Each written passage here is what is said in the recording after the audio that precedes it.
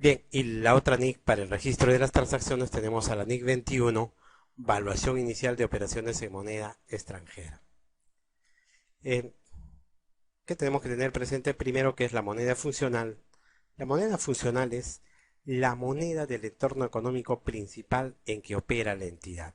Esta definición está dentro de lo que indica la NIC 21. Y en este caso, podemos poner como ejemplo, si una entidad realiza sus transacciones, por ejemplo, como vender, como comprar en el dólar americano, entonces esa será su moneda funcional. Y si va a realizar en este caso en la moneda nacional, como es los nuevos soles, entonces su moneda funcional será nuevos soles. Podemos concluir que en la gran mayoría de empresas en el país, la moneda funcional será los nuevos soles. Un ejemplo de que la moneda funcional sea el dólar, por ejemplo, pueden ser las empresas mineras cuyas ventas las realizan en qué? En dólar americano. Y probablemente muchas de sus compras lo realicen también en el dólar americano. Entonces, para ellos esto será su moneda funcional. A continuación, ¿qué tenemos que tener presente? La evaluación inicial. La evaluación inicial en las operaciones en moneda extranjera, vamos a poner para nuestro caso, la moneda funcional es el nuevo sol y la moneda extranjera sea el dólar, el yen o el euro. En la fecha de transacción, en la evaluación inicial, el reconocimiento y medición en el momento inicial, cuando las transacciones hechas sean hechas en moneda extranjera, será igual a ¿qué? Al valor de la moneda extranjera por el tipo de cambio vigente en la fecha de transacción o o el tipo de cambio contado, como lo indica la NIC 21. Respecto a la evaluación posterior de transacciones realizadas en moneda extranjera, tenemos que distinguir tres tipos de transacciones. Aquellas transacciones realizadas con partidas monetarias, aquellas transacciones con partidas no monetarias y que son valuadas al costo, y aquellas transacciones de partidas no monetarias valuadas al valor razonable, o mejor dicho, valuadas no al costo. Y empecemos por el primero, aquellas con partidas monetarias. Cuando tengo una partida monetaria y sea en moneda extranjera, para evaluar a la fecha de balance o a la fecha de evaluación posterior, debo utilizar no el tipo de cambio del reconocimiento inicial, sino el tipo de cambio de qué? De la fecha de cierre de balance. Este es el tipo de cambio que yo debo de considerar. Podemos decir cuentas por cobrar, puede ser comerciales o no comerciales. Si yo vendo las mercaderías, vamos a decir, por $1000, y decimos que la venta lo he hecho el 30 de noviembre, reconoceré con el tipo de cambio de la fecha de transacción o tipo de cambio de la fecha de operación. Y vamos a suponer que el tipo de cambio es 2.80.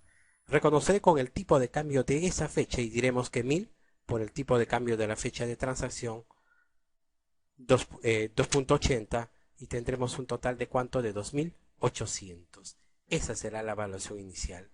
Vamos a suponer que el saldo está pendiente de cobro y en la fecha de balance el tipo de cambio es 2.75 y diremos que es 31 de diciembre.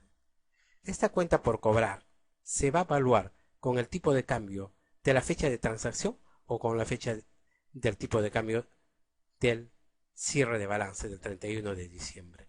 La NIC 21 nos indica que debe ser valuada con el tipo de cambio de qué fecha del cierre de balance o de la fecha de evaluación posterior. En el balance, cuentas por cobrar, vamos a decir comerciales, no será igual a la fecha de balance, será igual a 1000 por 2.75. Y recordemos que en la evaluación inicial el tipo de cambio no era 2.75, sino era 2.80. Entonces es un ejemplo de lo que son las partidas monetarias. En el siguiente rubro tenemos partidas no monetarias y estas las valuadas al costo. Bien, ¿qué es una partida monetaria? Partida monetaria es el dinero o aquellas partidas que son de carácter fijo y determinable. Y en este caso, ¿qué podemos decir? Una cuenta por cobrar, comerciales, vamos a decir. El mismo caso del caso práctico que hemos visto, $1000. Si tengo $1000, pasarán 3 meses y esto seguirá valiendo $1000. Pasa un mes y seguirá valiendo $1000. Es fijo y es determinable. Las partidas no monetarias. Bueno, las partidas no monetarias no son de carácter fijo, no son determinables, ¿de acuerdo? O sea, distintas a qué? A las monetarias. Y para aquellas partidas no monetarias, valuadas al costo, ejemplo que podemos decir, mercaderías o existencias. Si yo compro, igual que el caso anterior, mercaderías el 30 de noviembre por $1000 y el tipo de cambio vale 2.80, entonces, como evaluación inicial, voy a reconocer a todas las transacciones de carácter no monetario y moneda extranjera con el tipo de cambio vigente. ¿A qué fecha? A la fecha de transacción. El 30 de noviembre, como habíamos dicho en el caso anterior, ¿cuánto era el tipo de cambio? 2.80. Por 1000 será ¿cuánto? Estamos hablando de 2800. Este es el reconocimiento inicial. Pero como ahora estamos viendo la evaluación posterior y vamos a suponer que estas mercaderías están en stock, no se han vendido ninguna. En el balance, estas existencias o estas mercaderías serán igual a 2800 y vamos a considerar, igual que en el caso anterior, el tipo de cambio 2.75 a la fecha del cierre de balance o 31 de diciembre. ¿Cuál de los tipos de cambio es aquel que debo de considerar? ¿El tipo de cambio de la fecha de balance o el tipo de cambio de la fecha de transacción? La NIC 21 nos dice, para este caso de partidas no monetarias valuadas al costo, como es para este caso de existencias, debe utilizar el tipo de cambio de la fecha de transacción. ¿Y cuál es el tipo de cambio de la fecha de transacción? Aquel que compré el 30 de noviembre y el tipo de cambio era 2.80. O sea que en existencias, no voy a hacer ninguna diferencia de cambio porque el tipo de cambio que voy a considerar, ¿cuál es? El mismo tipo de cambio de la fecha de transacción en la fecha de balance o evaluación posterior. En el siguiente, como ustedes pueden ver en la diapositiva, partidas no monetarias valuadas al valor razonable. En este caso, se debe utilizar los tipos de cambio vigentes en la fecha de valoración de ¿qué? Del valor razonable. ¿Ve? Por ejemplo, en la NIC 2 existencias, ¿qué dice? Vamos a decir que es mercaderías. Valuación inicial al costo. Valuación posterior a que es igual. Costo o valor neto de realización, el menor. Valor neto de realización, el precio estimado de venta en el curso normal de las operaciones, menos los gastos de terminación o los gastos de ventas. Si yo tengo un valor neto de realización, vamos a decir, para el mismo caso anterior, yo lo he comprado en $1000 estas existencias y sin embargo mi valor neto de realización es 980 en dólares. ¿Qué tipo de cambio debo de considerar? ¿El tipo de cambio del 30 de noviembre que era 2.80 o el tipo de cambio que era 2.75 que es a la fecha de evaluación posterior? Si yo voy a considerar el valor neto de realización y el valor neto de realización no tiene nada que ver con el costo, para este caso yo debo de utilizar el tipo de cambio de qué fecha, el tipo de cambio de la fecha en que yo estoy determinando ese valor distinto al costo. ¿Cuál es el tipo de cambio en que yo determino el valor neto de realización? Para nuestro caso, ¿qué sería? Sería el tipo de cambio de 2.75.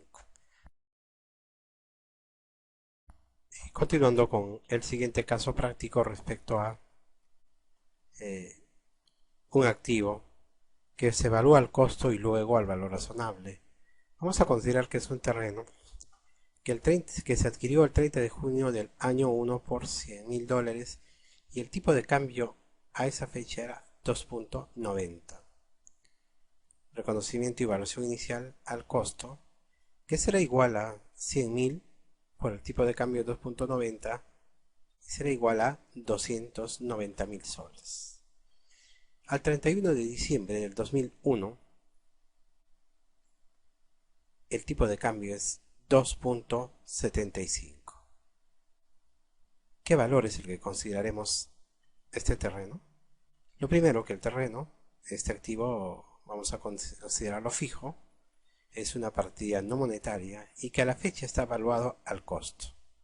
Por tanto, el tipo de cambio a considerar va a ser no el tipo de cambio de la fecha de balance, sino el tipo de cambio de ¿qué? De la fecha de transacción, y el tipo de cambio de la fecha de balance es 2.75, pero el tipo de cambio de la fecha de transacción es 2.90.